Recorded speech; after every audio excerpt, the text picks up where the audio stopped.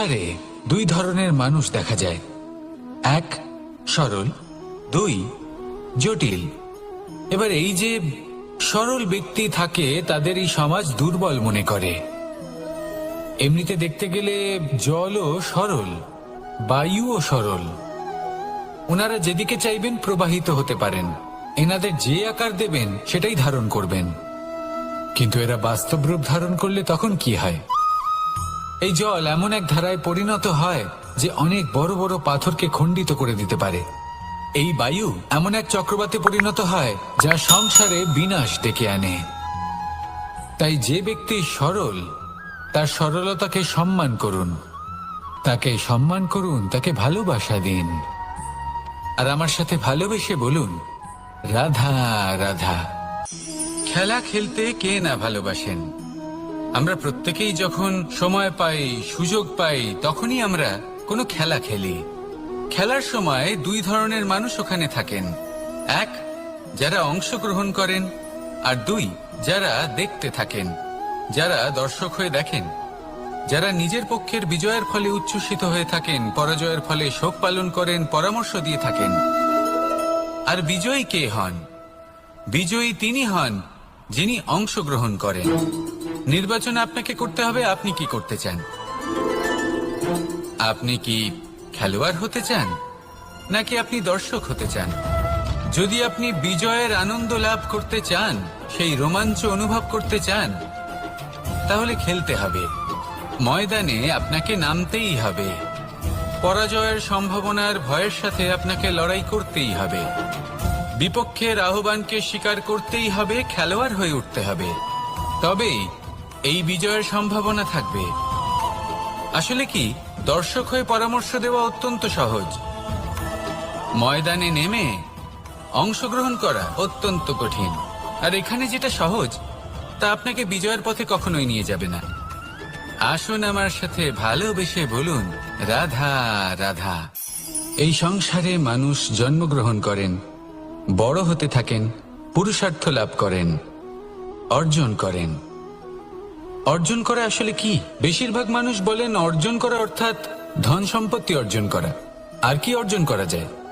আর কি লাভ করা যায়? আসল প্রশ্ন হলো এটাই যে কি এমন আছে যা বাস্তব রূপে অর্জন করার যোগ্য। তা হলো ব্যবহার, জ্ঞান এবং সন্তোষ। কেন? কারণ আপনি যখন এই সংসার ছেড়ে চলে যাবেন, তখন আপনার ধন সম্পত্তি আপনাকে বিদায় জানাতে আসবে না। আপনাকে বিদায় জানাতে আসবে আপনার আপনজন, যাদের সাথে আপনার সুসম্পর্ক ছিল। সমগ্র সংসারে সহস্র মানুষ ধন অর্জন করে থাকেন। শ্রেষ্ঠ মানুষ হলেন তিনি যিনি ব্যবহার, জ্ঞান এবং সন্তোষ অর্জন করে থাকেন, একে সকলের মধ্যে বিতরণ করেন। তাই এটাই করুন, আর আমার সাথে ভালোবেসে বলুন, রাধা রাধা। এই সংসারের আরম্ভ থেকে এখনো পর্যন্ত এবং ভবিষ্যতেও একটা যুদ্ধ আছে যা হয়ে চলেছে, চলতেই থাকবে। পাপ এবং পুণ্যের মধ্যে যুদ্ধ, সত্য এবং অসত্যের মধ্যে যুদ্ধ। এই যুদ্ধ চলেই আসছে, আর এই যুদ্ধে যারা লড়েন তাদের আমরা সবসময় জয় জয়কার করি। আর যারা এই জয় জয়কার করেন তাদের প্রত্যেকের একটা বিশেষ গুরুত্ব থাকে।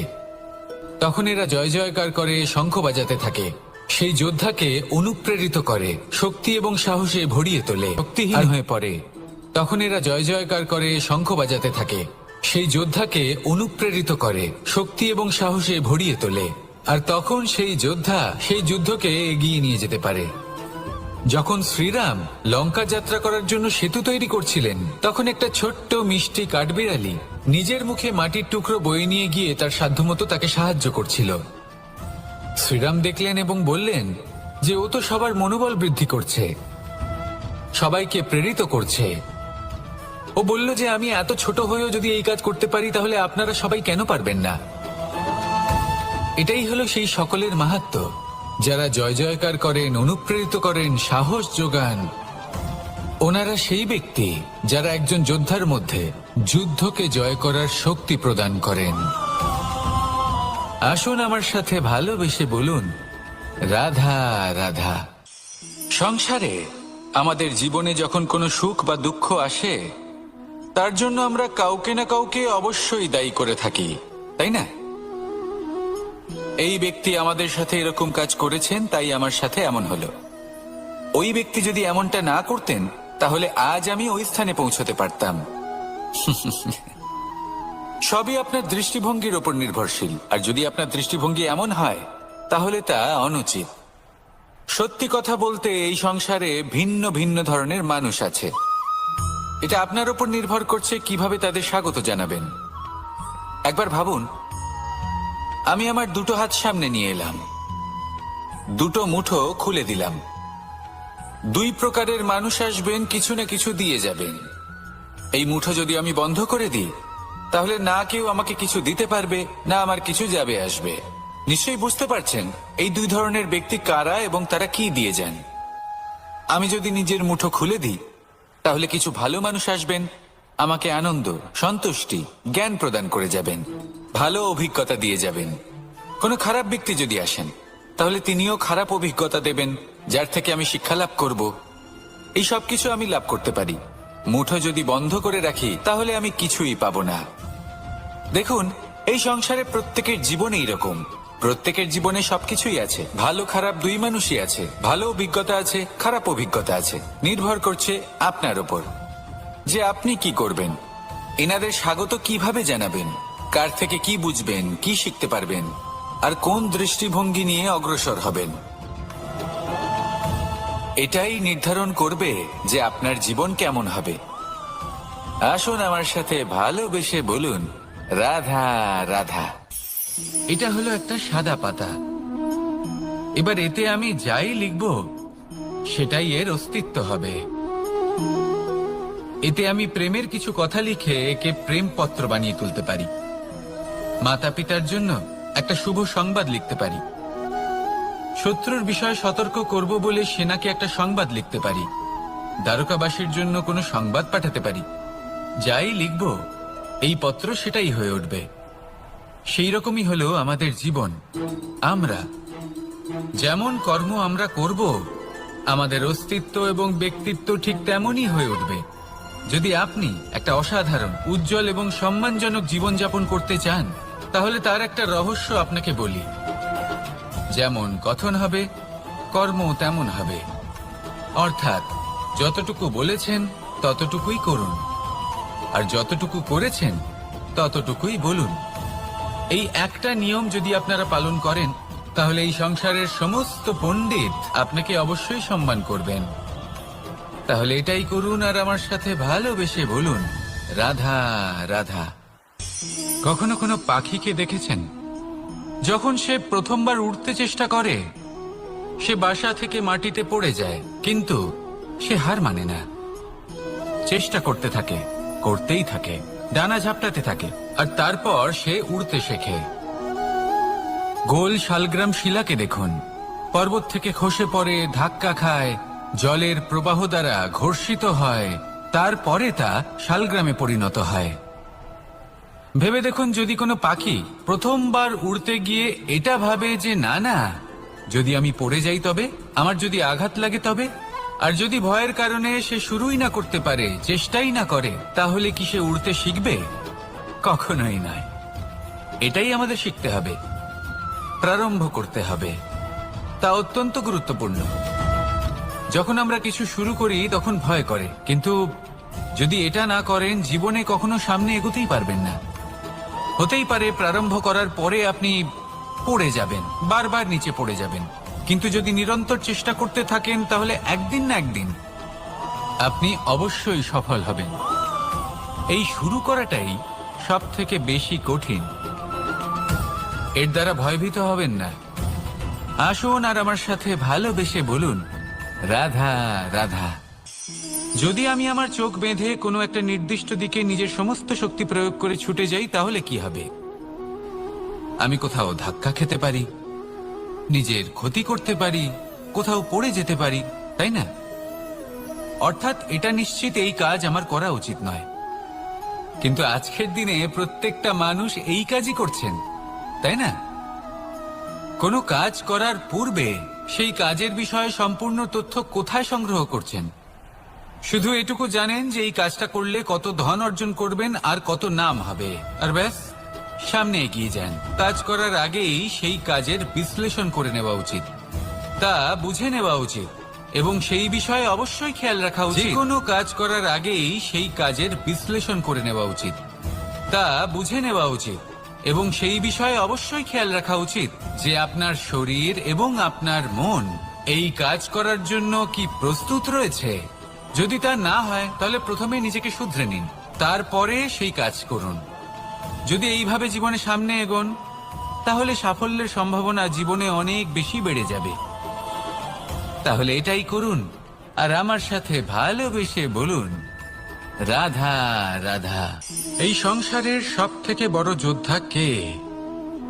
কেউ বলবেন অর্জুন, কেউ বলবেন ভীম, কেউ বলবেন হনুমান আদি ইত্যাদি। কিন্তু এই সংসারের সব থেকে বড় যোদ্ধা আপনার মনের ভেতরে আছে, আপনার মনের মধ্যে আছে। সেই ব্যক্তি সব থেকে উঁচুতে পৌঁছতে পারেন যিনি নিজের অন্তরের খামতি বুঝতে পারেন, নিজের দোষ বুঝতে পারেন, তার সাথে লড়াই করেন এবং তার উপর বিজয় লাভ করেন। যে ব্যক্তি এটা শিখতে পারেন, যে ব্যক্তি এটার উপর জয়লাভ করতে পারেন, তিনি হলেন সব থেকে বেশি শক্তিশালী, সব থেকে বেশি বীর এবং সব থেকে বেশি পরাক্রমী ব্যক্তি।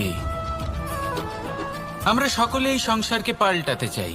তার জন্য প্রথম পদক্ষেপ আপনাকে নিতে হবে, নিজেকে দোষমুক্ত করতে হবে। যদি মানুষ নিজের অন্তরের দোষ বুঝতে পারেন এবং নিজেকে দোষমুক্ত করতে পারেন তাহলে এই সংসার নিজে থেকেই দোষমুক্ত হয়ে যাবে, তাই না? তাহলে নিজেকে দোষমুক্ত করুন আর আমার সাথে ভালোবেসে বলুন, রাধা রাধা। মানুষের জীবন সবসময় ন্যায় আর অন্যায়ের মাঝে ঘুরপাক খেতে থাকে। প্রত্যেক মানুষের মনে হয় কোথাও না কোথাও তার সাথে অন্যায় হচ্ছে। কেউ বলেন যে ভাগ্য আমার সাথে অন্যায় করেছে, কেউ আবার বলেন এই সংসার আমার সাথে অন্যায় করেছে। আর প্রত্যেকেই ন্যায় বিচার চাইতে বৈঠক দাবি করে বসেন। কখনো এই বিচার গৃহে যান, আবার কখনো ওই বিচার গৃহে। যদি সত্যি কথা বলি, এই সংসারের সব থেকে বড় বিচার গৃহ আপনার কাছেই রয়েছে, আপনার মন। আপনার মনই হলো সব থেকে বড় বিচার গৃহ। এ খুব ভালো করেই জানে কি শুদ্ধ আবার কি অশুদ্ধ, এর শুভ অশুভর জ্ঞান রয়েছে, এ সব জানে। দেখতে গেলে প্রত্যেকটা মানুষ যদি নিজের মনের কথা শোনেন তাহলে তিনি ভালোভাবেই বুঝতে পারবেন তিনি কি উচিত করেছেন আর কি অনুচিত। দিনে একবার রাত্রে নিদ্রায় যাওয়ার পূর্বে নিজের সাথে বসুন, চোখ বন্ধ করুন আর বিচার করুন আজ আপনি কি উচিত করেছেন আর কি অনুচিত।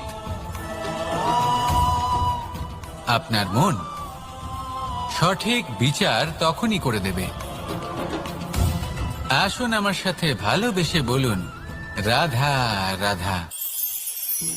আপনি কখনো কোনো পাথরের বুক চিরে বয়ে চলা কোনো নদী দেখেছেন?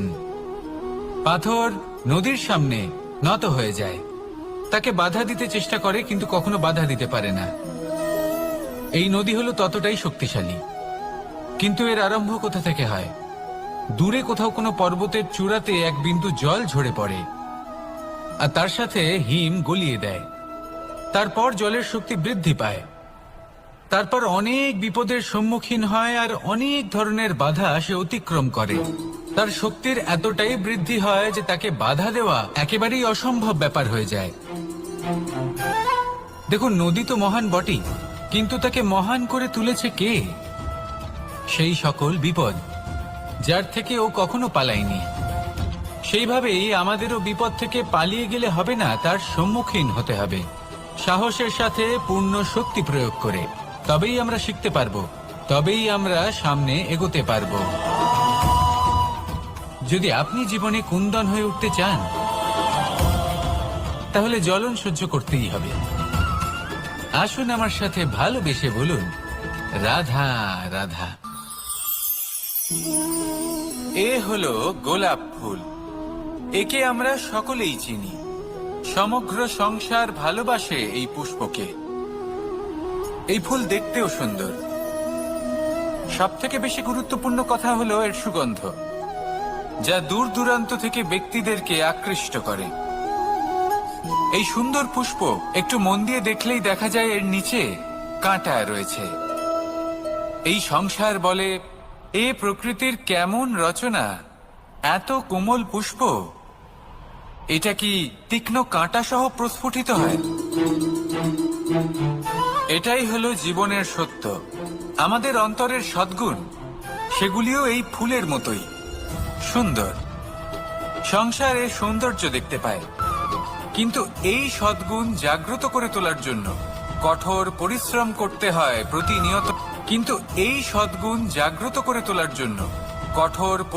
করতে হয় প্রতিনিয়ত। চেষ্টা করে যেতে হয়। তাই জন্য যদি আপনি জানেন আপনার পথ উচিত, কিন্তু তা কাঁটায় পরিপূর্ণ, তাহলে থামবেন না, চলতে থাকুন। একবার যদি অন্তরের সদ্গুণ জাগ্রত হয়, তাহলে এই সংসার এর সৌন্দর্য দেখবে আর সুগন্ধে আকর্ষিত হয়ে আপনার কাছে আসবে। এই মন, এই জীবন প্রসন্ন হয়ে বলবে, রাধা রাধা। মোহনের বাঁশির এই সুর, এই সঙ্গীত কার না পছন্দ হয়? সবারই খুব ভালো লাগে। এবার এই সুর আসে কোথা থেকে? কেউ বলবেন কৃষ্ণের হৃদয় থেকে। সত্য কথা, এই সুর হৃদয় থেকে নির্গত হয় এবং প্রকট হয় এই বাঁশি থেকে। এই বাঁশিটাকে দেখুন, এই ছিদ্রগুলি দেখুন, প্রত্যেকটা সুর থেকে নিজস্ব একটা স্বর নির্গত হয়। এবার যে ব্যক্তি এই সমস্ত সুর এবং স্বর বুঝতে পারেন, এতে নিপুণ, তিনি এই বাঁশির দ্বারা যে সুর নির্গত করবেন তা তো মধুর অবশ্যই হবে। এবার জীবনের সাথেও কিছুটা এরকমই ঘটে। জীবনের কিছু নীতি থাকে, অর্থ, কুটুম্ব এবং আধ্যাত্মিক। যদি জীবনের প্রত্যেকটা মুহূর্ত সুখময় হয় এরকম আপনি চান, তাহলে এই তিনটি নীতিতে আপনাকে নিপুণ হতে হবে। কোনো একটি বিশেষ নীতির প্রতি যদি আপনি বেশি ঝুঁকে পড়েন, তাহলে বাকি দুই নীতি থেকে যা সুখ লাভ করা সম্ভব তা পারবেন না। ধন অর্জন করতে হবে পরিবারের জন্য, পরিবারের সুখ মনের শান্তির জন্য, মনে শান্তির প্রয়োজন মনের শুদ্ধতার জন্য। যখন এই মন শুদ্ধ হবে, জীবন শুদ্ধ হবে, পবিত্র হবে, সুন্দর হবে এবং ভালোবেসে বলবে, রাধা রাধা।